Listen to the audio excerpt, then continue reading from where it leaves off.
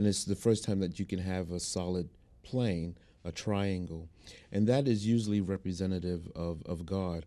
Of course, the story has it that Jesus Christ died in the 33rd year of his birth. Right. So three has a very significant and spiritual number, and in that sense, it's a number that is complete.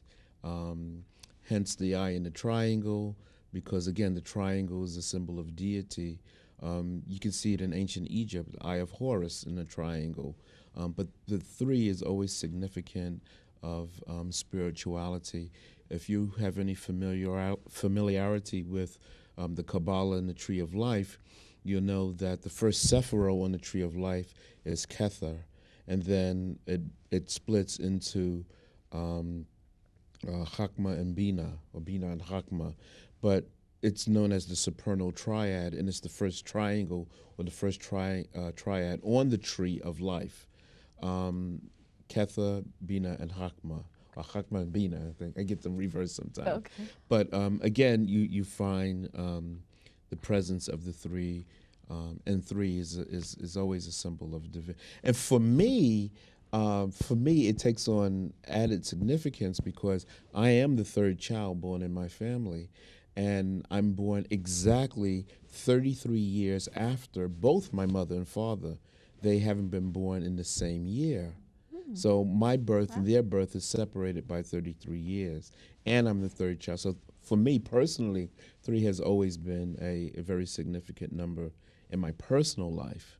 So as you would have it, I became a 33rd degree Mason in August of 2008. Congratulations.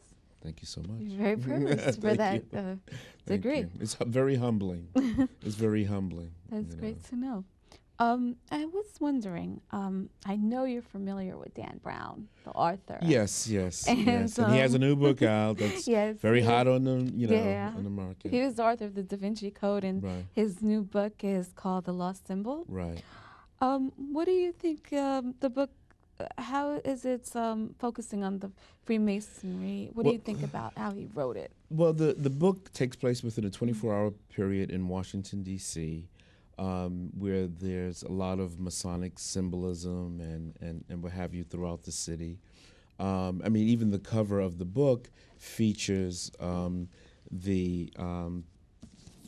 it features the logo for the Scottish Rite of the 33rd degree, and in a sort of pyramid fashion or triangular fashion on the book. So even the book cover is loaded with things. What I'm going to do is, I don't know if the camera will catch this, but I'm going to turn the book over and on its side, and just up here along the top, you see some cryptic writing, and it continues down here. It's like an orange. This is known as the Pigpen cipher or the Masonic cipher. And so hidden in here is a message. Now, if you know the cipher, which if you go to Wikipedia, you can type in Pigpen cipher and get the basic, structure, and you can decode it and see what it says. But the book involves 33rd degree Masons, and it's about the quest of an individual to get absolute power, spiritual power. And he's trying to manipulate various situations in order to increase in power and wisdom. And Dan Brown's books are, usually pretty well researched. And in it, you can find, it can lead you to other things to study. Even in his characters, one of his characters' name is Peter Solomon. And in the book, Peter Solomon holds the keys.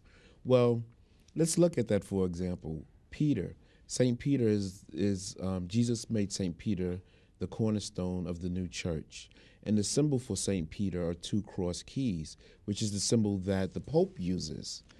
So the cross keys are always a symbol of St. Peter. This character's last name is Solomon.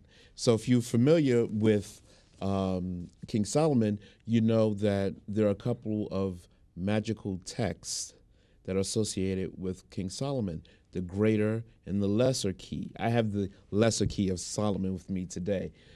So by naming his character Peter Solomon, and by in the story making him be the protector of the keys, you have all this like other stuff